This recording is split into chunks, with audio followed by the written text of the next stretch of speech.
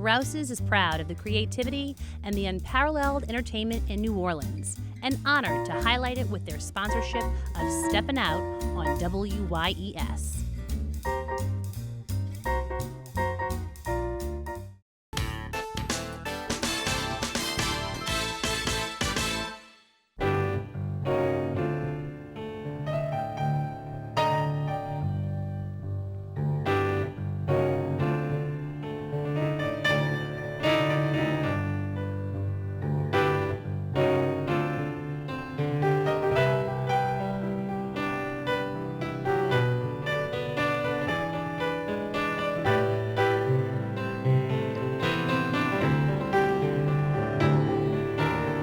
I'm Peggy Scott Laborde, and welcome to Steppin Out, with updates from the local restaurant, arts, and entertainment scenes.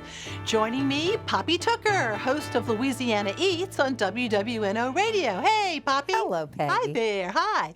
Tommye Myrick. Yay, it's been a while since she's been with us. Director of the play called Fly.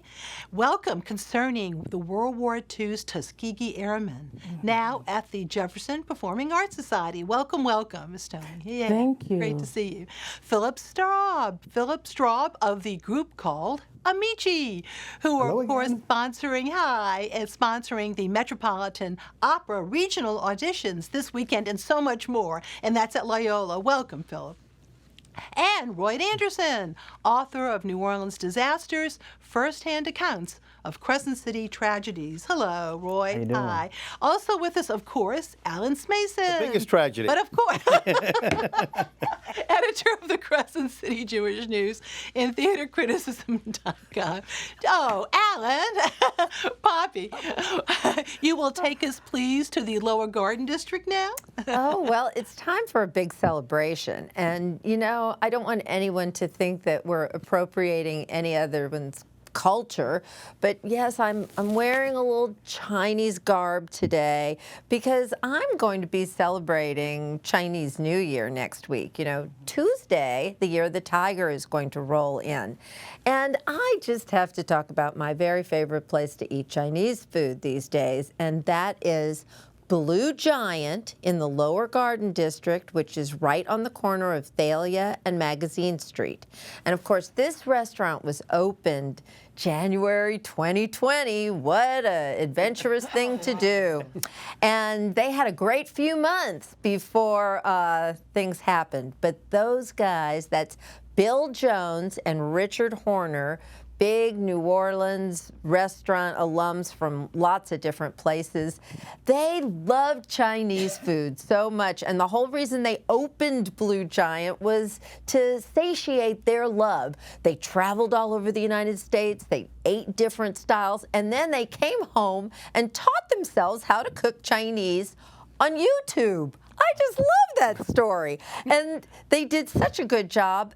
They are my favorite Chinese restaurant. And so they have everything there from craft cocktails. We've got an example of something they're calling Seeing Purple. There's great sakes. There's all sorts of specialty cocktails and wines and beers. But oh my goodness, the food, the pot stickers. Perhaps my favorite thing in the whole world, chili wontons with shrimp. In one single evening, we enjoyed dry chili chicken, beef chow fun. Oh my goodness gracious. They've got all your old favorites like Dan Dan noodles and duck lo mein. Their Peking duck is just incredible. Do you see that? Yeah. That was cumin lamb noodles. Oh, I just can't tell you how delicious it is. And you have to enjoy the fortune cookies because they write their own fortunes and make their own fortune cookies. Oh, clever. These guys are brilliant. Now, they're serving dinner only. They're closed Tuesday and Wednesday, so you have to wait till Thursday till you can start celebrating that happy Chinese New Year of the Tiger. But don't miss Blue Giant. If you haven't been, it's a must-do. And if you have been, I bet you're a frequent flyer. Okay. And they even have, I was looking at the menu, they have egg foo young. Talk about an oldie but goodie. Everything, every sort of throwback An oldie Chinese but goodie. American cuisine. Right. They've got it, and they're doing it the best. Okay. Thank you so much, Poppy. And moving over to Alan, Johnny Cash has entered the building. If you are a fan of the Man in Black, you need to make a break for BB Stage Door Canteen, because that's where the world's greatest Johnny Cash experience, or he likes to call it the world's premier Johnny Cash experience, is going on. That's Terry Lee Goffey. Terry, of course, is a one-man show, but he employs recorded tracks of his backing band of drums, bass, and lead guitar. He plays rhythm guitar live. He's not an impersonator of Johnny Cash, but his natural voice and his cadence are eerily similar to Johnny Cash. He starts out with a trademark expression, "Hello, I'm Johnny Cash," as he swings out his acoustic guitar to early Johnny Cash hits like the ones from Sun Records. His first major hit, of course, "I Walk the Line," and then he does an outstanding job of Folsom Rhythm and Blues, and there's "Ring of Fire." He brings us all kinds of big hits like "Long Black Veil" and the cover of Chris Christopherson's "Sunday Morning Coming Down." He models, by the way, a shirt there, a centennial shirt designed by Manuel Cuevas, and he's at the National World War II Museum, of course. That's a fitting salute to Americana and patriotism expressed best in that old ragged flag. If you're looking for a surprise for a rendition of former New Orleanian Trent Reznor's 9 Inch Nails cover of "Hurt," he does that too. It's thoroughly entertaining. The last 3 shows run Friday, Saturday, and Sunday at BB Stage Door Canteen. I highly recommend this show. Meanwhile, Peggy, last Friday night, I journeyed to the West Bank to see Sandy Rhodes' production of Clue. Now, there are times when a play becomes so unhinged, it runs sort of off the rails, that it becomes truly memorable, and that was the case last week, as one thing after another, from sets taking too long to set up or not flying out at the proper time, the cast, led by Dane Rhodes, there you can see him there, took us on a merry jaunt as Clue really played out and kept the cast kind of, holding themselves back from really entering into the raucous laughter we all enjoyed ourselves. Now, Dane is the, I guess you would say, the glue that holds this production together. And basically, you can see Margot Fanning there, Michael Sullivan, Tracy Elliott, just a few of the cast members who came out there. Of course, Miss Scarlett, Mrs. White, Mr. Green, Colonel Mustard. And, of course, this week, Colonel Mustard will be played by Harold Gervais. Also, of course, Miss Peacock. And there's a young lady whose first time on stage, she's playing the maid. Sherry Watney's in this group as well. The production is a true dinner theater in the tradition of the Beverly and Minicapelli's and Rose Dinner Theater. So the buffet will start around 7 o'clock with a showtime at 8:15, and then there's another buffet on Sunday that starts about 11:30 a.m., and then the show's at 1:30. There's a cash bar as well. But this is a fun afternoon or fun night out. It's not really intended to be high art, but it accomplishes its goal of keeping everybody well entertained. Thank you so much. And moving over to Tommye, and this is no ordinary drama. There's lots of music in it, and of course it's depicting a very important story during World War II called Fly. Tell us more. Well, Fly was actually written by Ricardo Kahn and Trey Ellis. They were commissioned by the Lincoln Center to do this play around 2008. Initially, they only did it for about 15 minutes for students, and then the Lincoln Center commissioned them to make it a full-length drama. So actually, it is a 90-minute non-stop show about the very first African Americans to serve in the U.S. Army Air Corps. This is in 1943. And so our play actually takes us in the minds of one surviving Tuskegee airman who begins to reminisce about his days serving in the Army Air Corps. Of course, he's going up against fighting on 2 fronts, and that is fascism overseas and racism at home. Now, Tommye, we have a brief clip. Would you set this up for me, please? Well, this particular clip is actually the men in training, and they began to bark out the cadence as they do, and trying to impress their superior officer, who, of course, you know, is white, because this is a segregated army at the time. Well, this is what this clip is about. Thank you.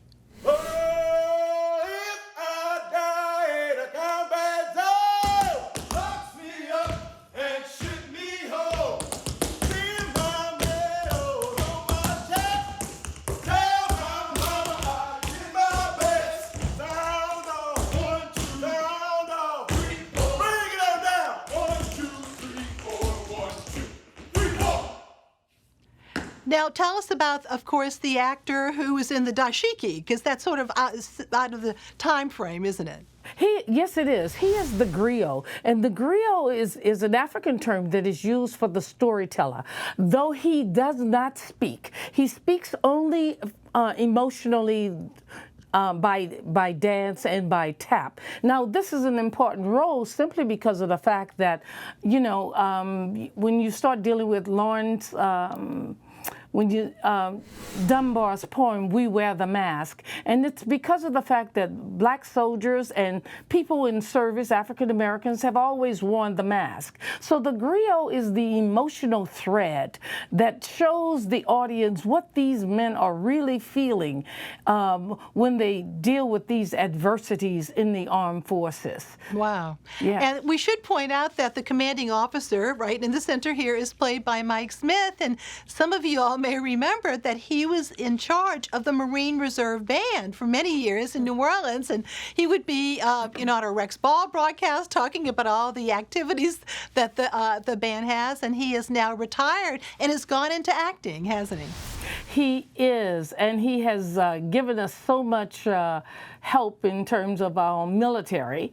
And of course, let me also say that these young men and these men who are a part of this, because it is an all-male cast, they have truly been in boot camp for the past 4 weeks. And we hope that the audience will understand what the Tuskegee Airmen did for the liberties of this country by bringing this story forth. Now we're talking about, you're about to raise the curtain, so February 4th, coming up, huh?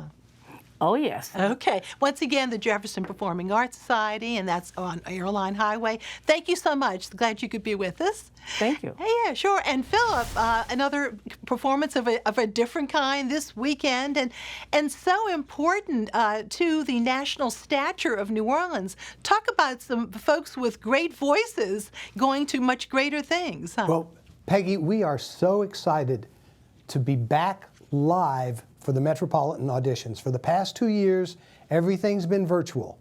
Now we get to hear real live voices in Roussel Hall. And just to give you a taste of the kind of people who've come through this auditions process, we have Alfred Walker, a world-recognized bass baritone who has even had a song cycle written for him by a very famous composer.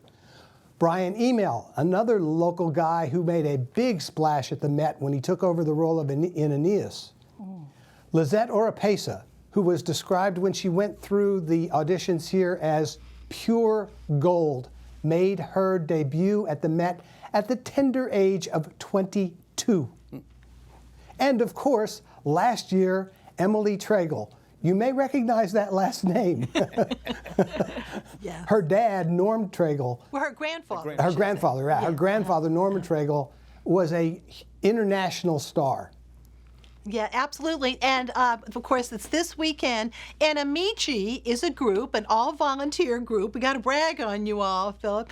That raises money because to not only and also organizes this event this weekend, these two events, but also raises money for some of the budding stars who maybe they can't afford the airfare to go to New York for the other auditions, or dress, or or a suit or something like that. Basic needs. Huh? Yeah. Just as an example, a couple of years ago, we had a young man who could not afford the tuxedo that was needed in New York to sing on the Met stage. We bought him a tuxedo in New York City. Wow. And you give prize money too. Prize, yes. Over the years, we have raised from our volunteers anywhere from $20,000 to $30,000 to be given in prizes. Now, Philip, it's 4 stages, isn't it, in terms of getting to the top? Yes. Correct? What will be happening this coming weekend, starting on Friday, will be the district auditions and then the region auditions. Those are the first 2 steps. District winners go to the region. Regional winners are then selected to go to the Met in New York on the stage of the Met for the semifinals. Out of that group, people are selected to perform in the finals the following week. So what we're going to have in the district auditions on Saturday, we're going to have about 30 young singers. In the regional auditions on Sunday, we'll have somewhere between 15 and 20. It depends on how many people are selected on Saturday to go on to Sunday. Wow. It will be performed at Roussel Hall, and I need to say this, since it's being done at Roussel, we will be abiding by Roussel's COVID protocols. You need to wear a mask in the theater, and you need to show proof of vaccination in order to get into the performance space. And just to reiterate that Saturday is free, but Sunday you all are requesting a $20 donations. Yes. But but lots of hard work pulling all that together. Congratulations. Thank you. It's actually fun. I'm glad you enjoyed it. You can tell your enthusiasm, most appreciated. And moving over to Roy. Roy, the topic of your book is not exactly light and frothy. What has here we go, New Orleans disasters. Here we go, right. But tell us about what drew you to some of these terrible incidents of the last few years. Well, the book is available on Amazon and Barnes & Noble, local bookstores in the area. And I've noticed there's over like 1,000 books written on Hurricane Katrina, but not one book has a compilation of New Orleans, historic New Orleans area disasters until now. And they are first-hand accounts, primary sources. I have interviewed many people, eyewitnesses, survivors, families of the deceased, first responders. The majority of the book is quotations from them. It's oral history. Well, many of us remember these because these are the more recent past, and lots of tragedy there. That's for sure. But that's and now explain this, because I think this is so interesting. This is a result of the spacewalk safety air cushion that was invented by John Scurlock from Metairie, better known for his invention of the bounce house. You know, when you go to a kid's birthday party and there's the big inflatable thing. He invented that bounce house. But it was in response to the fact that sadly the fire department couldn't get their ladders up high enough to save some of the poor victims of the wildfires. Isn't that correct? Right. That was a direct result. This was used his later. Creation of the safety air cushion was because of what happened at the Ralph Center. And so that's used nationally. Yes. And then moving on to 1982 in Kenner. Oh my goodness! Remember that well. Yeah, that was horrible. 153 fatalities. But also the neighborhood. Yeah, the Roosevelt subdivision, 8 on the ground. 4 of them children were killed. Yeah. I remember going there as a kid, and you could still see the scar in the neighborhood in that subdivision. But now I think there's only one house left. Yeah. That's. Yeah, well, you're signing your book this weekend at the Jazz Museum. You're going to be busy. You're going to walk a few blocks from one signing to the other. But so from 12 to 2 on Esplanade, New Orleans Jazz Museum, and then over at Frenchman Art and Books from 3 to 6. It seems to me you also talk about in the book, of course, the uptown, the fire, of course, in the quarter, and the upstairs lounge fire. And that is something else where I am so glad that there is a plaque there, because for many years that wasn't commemorated. But in some of the instances, there really aren't any visual indications or a plaque or memorial in most of the for most of these things that happened. Huh? Right. The Mother's Day bus crash on 610, that was the worst vehicular accident in Louisiana history, and there is no plaque nearby. I've talked to the CEO of City Park, and it is in discussion, but it's not there. Yeah. And another thing that we need to take from these tragedies is that these tragedies have made the world a safer place. Right now, back then, the seat belts were not required on commercial buses. But now, because of that accident, they are. With the Ralph Center fire, that led to the sprinkler systems that are now all over the country. Louisiana was the first state to enact sprinkler systems in high-rise buildings. Roy, I know you've also done documentaries on many of these topics, including the Luling Ferry disaster. How can folks get in touch with you if they want to know more? Could they go to your Facebook page? You can go, Facebook page. Okay. You can send me an email, rcand@mygrad.loyola.edu. I'm on Facebook. Okay. Probably Facebook's the easiest. But once again, though, congratulations. But I'm sure that was not easy to pull together, too. Yeah. It takes a strong stuff. And now back over to Poppy. Well, if you haven't lost your appetite, we're going to ramp up that eating thing again. And This is somebody else who I truly do love. There is a new business, a bricks and mortar business, called Jamboree Jams. Now, Crescent City Farmers Market folks like me will remember Sarah Levasseur, who there she is with her husband, Carl Hugmeyer. She started off making her jams all with local fruit, using her grandmother Beverly's copper confitures. And she used the Southern Food and Beverage Museum for 4 years. But now they're on St. Claude, same block as the Healing Center, which was formerly Shank Charcuterie, right across from St. Roch Market. There's always 12 to 15 flavors of jam, but oh, Lord. On Saturdays and Sundays, she's open from 10 to 2. And what you saw there, that was a key lime pie donut. She has passion fruit cream donuts. She serves toast on jam. She makes king cakes. She had a king cake that was kumquat preserves and cardamom. She has a peanut butter and jam galette de roi that you can pre-order from her website. She also has savory things she's serving, like quiche and breakfast biscuits.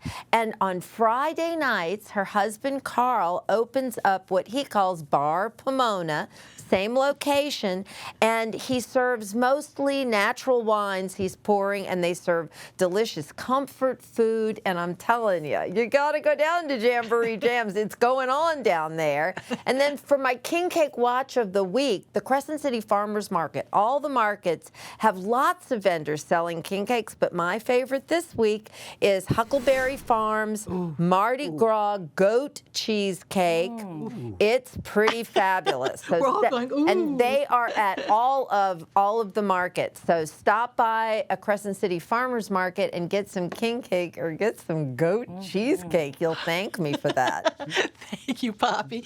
And moving back over to Alan with some exciting news. That's my jam, Poppy. Yeah, baby. Listen, we all just heard how Tommy's working so hard to put on Fly, but it was just announced this week from Brian Sands with the initial Carol Sutton, Sherry Marina Memorial Grants that her company, Voices in the Dark Repertory, is the initial recipient of a $6,000 grant from them. And as we know, each year it's going to alternate its title. This year it's for Carol Sutton. Next year it'll be for Sherry Marina. But this year we honor the memory of Carol Sutton, and they're going to be supporting the Voices in the Dark Repertory's Le Code Noir, which is written by Tommye and Mark Sumner. So keep that in mind. Congratulations. Congratulations. Thank you so much. Now, meanwhile, the Playmakers Theater, which is nestled in the backwoods of Covington, are presenting their Agatha Christie mystery, The Mysterious Affair at Styles. That's the very first appearance by Belgium detective Hercule Poirot. This is a cast that is really going to be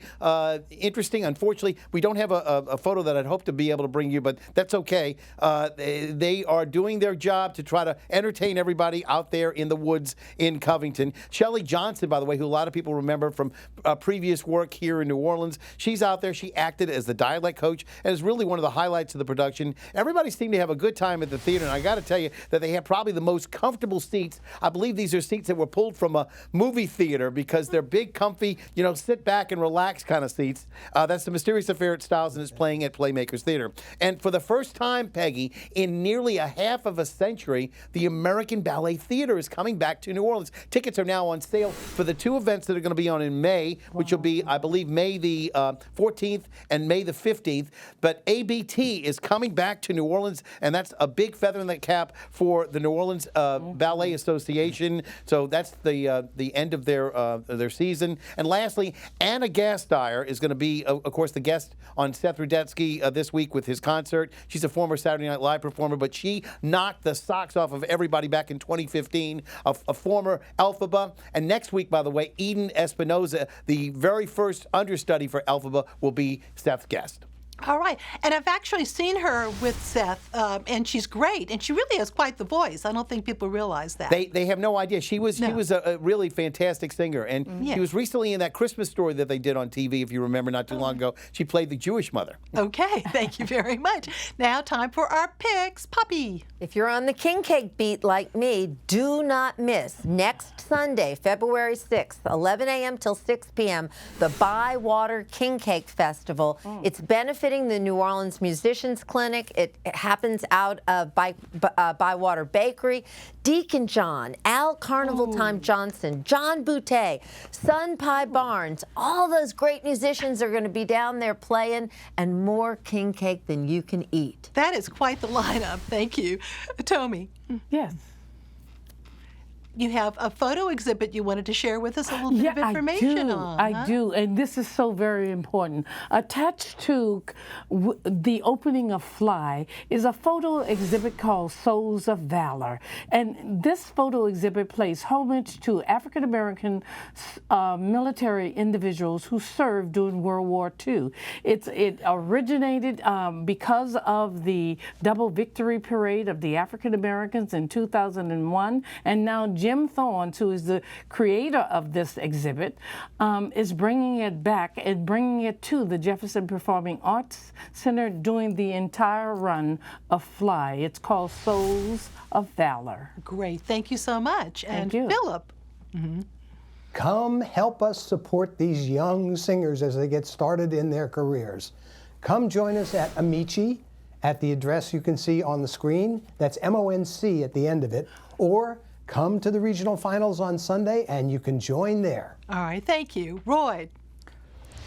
Next Monday, January the 29th, I will be hosting a virtual discussion hosted by Loyola University, my alma mater. Let me give a shout out to Loyola's basketball team, men's basketball, #1 in the country. Woohoo!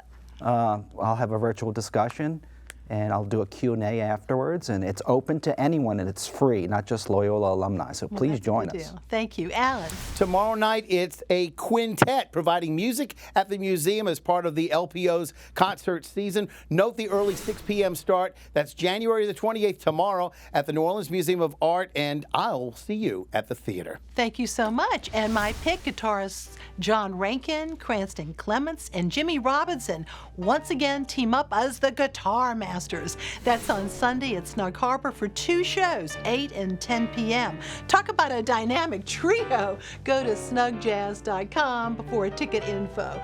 Thank you all so very much. It's great to see you all, and thank you very much for watching. Thank you. Thanks. Good night. Good night.